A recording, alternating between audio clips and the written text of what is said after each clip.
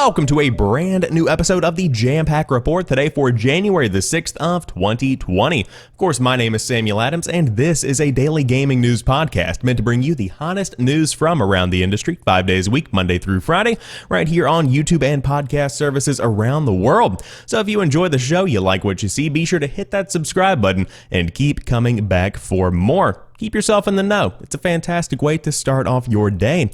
But with that being said, today's big news is that we finally have our first look at the PlayStation 5 controller, presumably called the Dualshock 5. We will talk more about exactly what that looks like and how similar it is to a Dualshock 4, because it looks like that is very similar.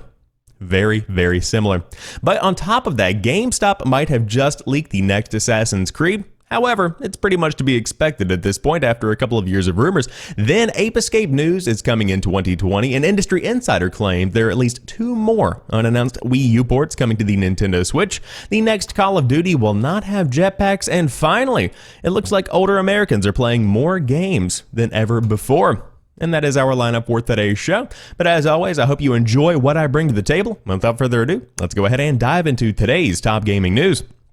The mysterious PS5 controller has shown itself for the first time. Although Sony has yet to officially reveal the PS5's main controller, early reports said it will look very similar to the DualShock 4, but just how similar? Well, according to a set of newly leaked photos, very. Someone who works at a video game developer posted a series of pictures they took of the PS5 dev kit, which is seen alongside the new controller. The original post showed up on Reddit as a collage, but they have edited them, they say over at VG247, into individual shots. Sadly, it's not quite the look we've been hoping for, focusing instead on the console's dev kit, which we had seen before. So here are the few images that we do have of the PS5 controller. And of course, as you can see, primarily from the middle photo here, looks to be a bit like a DualShock 4, just slightly chunkier. Of course, I've got one right here, and as you can see towards the bottom, it seems like there's a bit more of a meaty kind of area right here between the two thumbsticks. And then of course all of the buttons have been painted over because they want to remain as confidential as possible, but it's undeniably a DualShock design. That's simply what it is. Additionally, it looks like that is a USB-C on the back end of it, if I remember correctly. Seems to be a bit of a thicker cable, and I think they discussed that in the original announcement when it came to the patent, that I think it was going to be running on USB-C. But don't quote me on that one. And of course, there is the dev kit yet again. We have the ugly design, the one that everybody hates. It's a thick boy. That is a thick boy. At first glance, the controllers look incredibly similar, but there are some subtle differences. The touchpad is slightly more angular, but unfortunately remains as wide as it is on the DualShock 4, leaving little room for the options and share buttons. Though they don't appear in these images, we do know that the triggers will be bigger and there won't be a light bar at the back, but Sony also confirmed more under the hood upgrades, such as haptic feedback. It is worth keeping in mind the particular design seen here may not necessarily be the one Sony ends up going with. Dev kits often ship with early controller prototypes, so this may be just another one of those. And again, there it is for your viewing pleasure. Now, one thing that is notably different from the PlayStation 4's controller is that this is raised, and of course they said angular in the VG247 article. I prefer raised because although it might be maybe at an angle, it seems like this is something a bit more stand out from the overall face of the controller itself. And of course, the D-pad looks largely unchanged. The option and share buttons look pretty much the same. And then hypothetically, there's a microphone at the bottom, some kind of additional attachment capability, perhaps, something along those lines. But again, we have the patent out there if you did want to go back and watch that episode of the Jampack Report. But that is what we have got so far on the PlayStation 5's controller. Again, incredibly similar to the DualShock 4 because, quite frankly, this is one of the better controllers that I have ever used in my life. I'm a big fan of the DualShock 4. As compared to the Xbox One controller, I would say I definitely prefer it. It's much more comfortable in the hand. Again, the entire console generation, as far as controllers go, has pretty much been defined by Xbox One is made for the big-handed people, and then PlayStation 4 is made for the little-handed people. I'm somewhere in the middle, like my hand about the size of my face, as I think many people. That's a pretty good ratio. But with that being said, the DualShock 4 simply works better for me. So a couple of tweaks, maybe the DualShock 5 could be even better, if that is in fact what they end up calling it. But nothing is confirmed officially as of yet. However, the leaks continue to come, and if the industry trends are to be believed, we should be seeing some kind of PlayStation 5 announcement maybe in February, just a couple of weeks away. Or who knows, it could even be at CES, maybe even today. because I believe there's a keynote going on either today or sometime later this week at CES where Sony has teased something big coming to their show floor. However, you could be playing the next Assassin's Creed on the PlayStation 5, and GameStop might just have leaked the next details. Ragnarok incoming. The retailer leak is one of the more reliable forms of video game leaks, as inadvertent product listings have a much higher accuracy rate than other sorts of rumors. Assassin's Creed is no stranger to leaks either, as its newest entries are usually outed months before an official reveal. Column A and Column B have united in stabby matrimony today. GameStop Italy has seemingly gone live with a listing for Assassin's Creed Ragnarok Milner Edition on Xbox One. It has since been deleted, but a screenshot captured on Reddit is in the gallery below. Rumors of a Viking-themed Assassin's Creed have floated around ever since The Division 2 teased it with an in-game theater poster that seemed like a big wink from Ubisoft, and other leaks independently reported that the next foray into Animus would immerse us in Nordic mythology. The prevalent theory is that Assassin's Creed Ragnarok will release this fall, straddling current and next-generation consoles with a near-simultaneous launch on both. That is the approach Ubisoft took with Assassin's Creed 4 Black Flag back in 2013 anyway, and if that is the case, we can possibly expect an announcement around the time Sony and Microsoft finally do deep-dive reveals on their consoles. It's tough to predict considering how this could very likely be framed around one or both of the platform holders. Regardless, yeah, it's probably just a matter of time at this point. Very exciting times to be an Assassin's Creed fan. Of course, the most recent entry was Assassin's Creed Odyssey, not a bad entry by any stretch of the imagination. In fact, one of the better entries, if I did have to say so myself. But I would say Assassin's Creed Ragnarok could continue that trend, built on foundation, I would say. Although the Assassin's Creed Odyssey entry was phenomenal, there's always room for improvement in some kind of way, shape, or form. And just imagine Ragnarok in the world of Assassin's Creed. I am very excited about that. But I would love to see your thoughts on this one. Of course, this is generally one that gets revealed sometime around E3, but the way the industry is trending, this very well could get its own independent reveal in just a couple of weeks. Who knows how they are going to play their cards on this one, because the industry is growing and shifting, and if anybody's trying anything new as far as marketing tactics, now is the time to do it going into the next console generation. Pursue more, drive forward. Be industry shapers, other corporate kinds of slogans to use here, but still excited to see what Assassin's Creed has up its sleeve, as of course we didn't get one that was new in 2019. But we could be getting a new Ape Escape in 2020, according to the official Ape Escape Twitter account. Ape Escape is one of my favorite video game experiences, period, the author says at Destructoid. I still remember the utter shock and awe that the Dualshock method gave me when I played it for the first time. Very few new concepts have had that much of an impact, basically just recent VR with dual hand remotes. I still go back and play the original trilogy to this day every few years or so. But it is not just the controller scheme that gets me going, it's the other charm and the series effort. It's the utter charm that the series effortlessly sachets.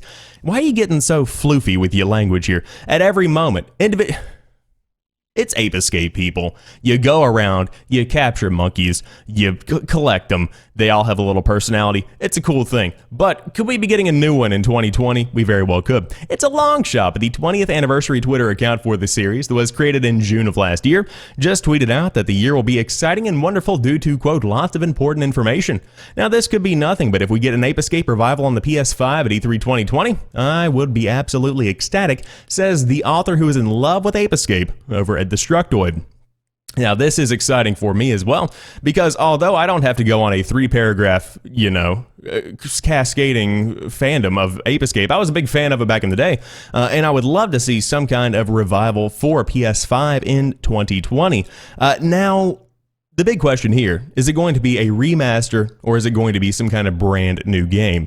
For me, personally, I would say it's got to be some kind of remaster. To make a brand new Ape Escape, I don't know that that necessarily works in 2020, that amount of investment is necessarily worth the investment in 2020.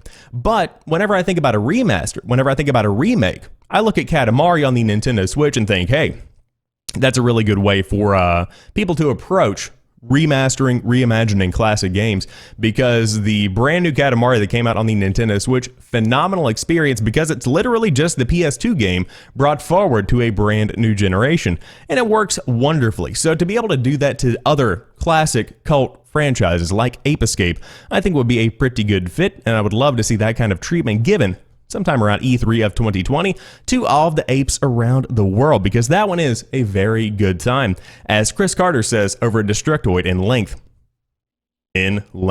But on top of that, Emily Rogers claims there are at least 2 more unannounced Wii U ports coming to the Nintendo Switch.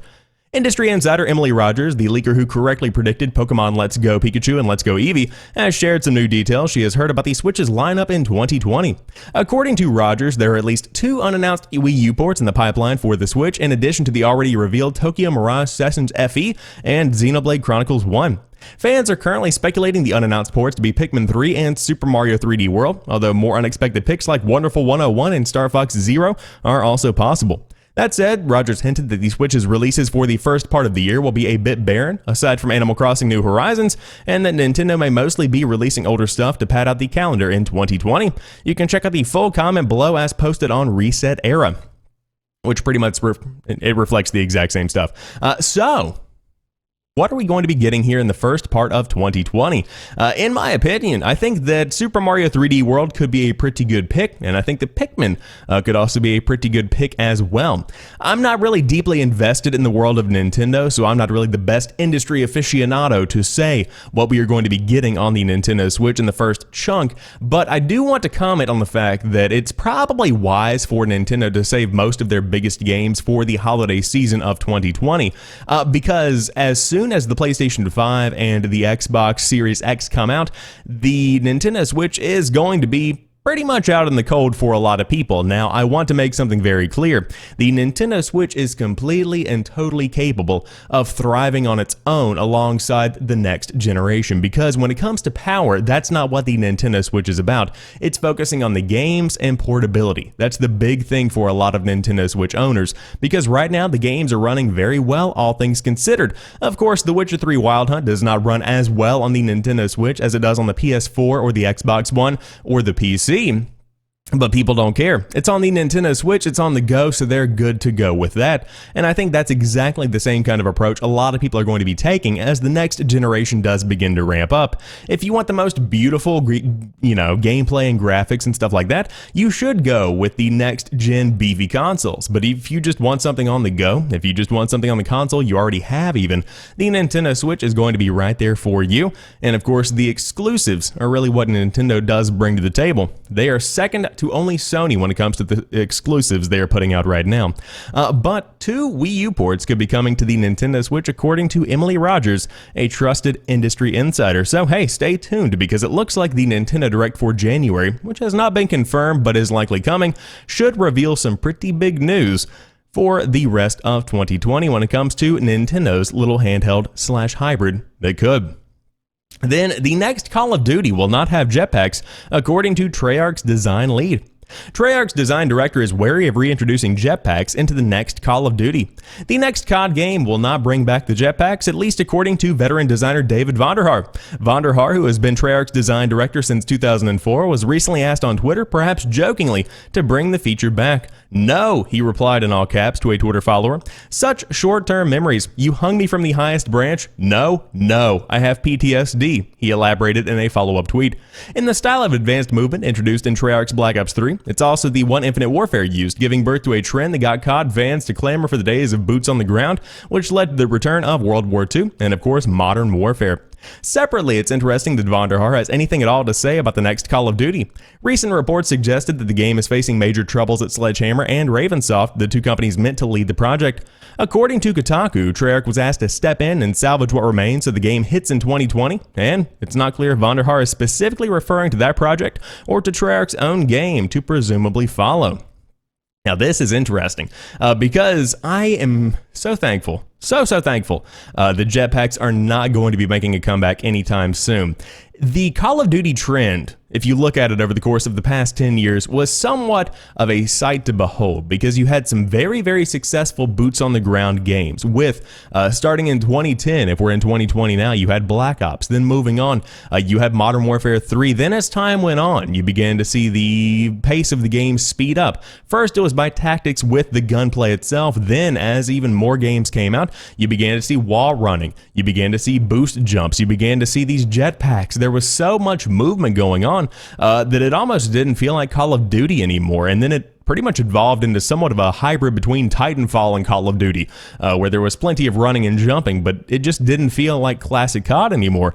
And so now we've gotten some pretty good games, World War II and Modern Warfare specifically, but I'm a big fan of the boots on the ground stuff. Some people love the Black Ops 3 slash, Infinite Warfare design of the jumping and the running and the flying and the whatnot. For me, not a big fan. Glad to see it's not coming back in 2020.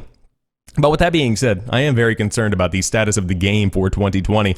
Modern Warfare, I think, is going to continue to grow and evolve past the 2020 game's release, so that's a good thing because I'm a big fan of Modern Warfare. But when it comes to this year's game, it seems like it's been a very tumultuous cycle for development, and I don't know that it's really going to pan out at the end of the day. But I suppose we will just have to wait and see whenever the game launches this October/November, which is when the new Call of Duty traditionally does hit store shelves. But finally, your grandma might be playing the new Call of Duty because older Americans are playing more games, especially on PC and mobile. The gaming generations are becoming senior citizens, and non-gamers are taking up the hobby in their old age. Americans ages 50 plus are increasingly interested in and playing games, with a marked increase in older gamer population.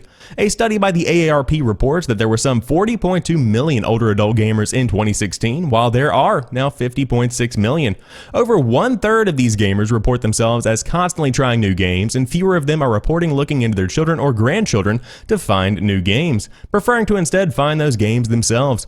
Nearly half of these gamers report playing games daily. A significant number, 33%, report playing games online, and 1/3 of those generally play with strangers. These gamers almost all report playing generally puzzle, logic, word card, and video board games. The only two statistically significant changes in platform use among older gamers are in PC and mobile devices, including tablets.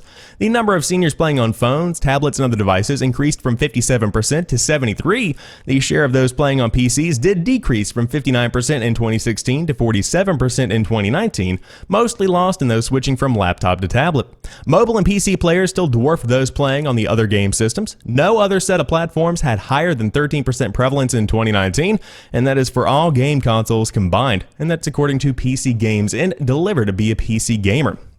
Now this, for me, is something that I think is a bit of a no-brainer because whenever we talk about older Americans are playing more games, especially on PC and mobile, as gamers in the modern day, we think like, old granddad Bob is over there playing Doom 2016. No, not necessarily. There are some people that do that. I think first of Grandma Shirley, the Skyrim grandma that's being immortalized via a mod in the Elder Scrolls V. But with that being taken into consideration, the reality is that a lot of people are just playing solitaire, chess, checkers, that kind of thing. My own grandmother has had a PDA, like the old 2005 PDA, sitting on her living room table for the past, 15 years, and she has continually been playing Bubble Breaker for the past 15 years. That's just what she does. And so technically, I suppose you could say that my grandmother is an older American who is a gamer. It just depends on how you want to specify that specific piece of information. And so for the majority of people, if you're playing checkers on your phone, if you're playing solitaire on your iPad, whatever it might be, you pretty much are a gamer. And of course, many, many, many adults are playing stuff like Candy Crush and these other match 3 games. So technically, indeed, older Americans are playing more games, and indeed it is showing in the statistics by AARP. But hey, it's a good way to pass the time, and it's not hurting anyone, and it's keeping Grandma busy, keeping her from calling you. Speaking of which, call your grandmother. She probably misses you. But with that being said, that rounds out today's episode of the Jampack Report. Of course, if you enjoyed this episode, be sure to drop me a like down below.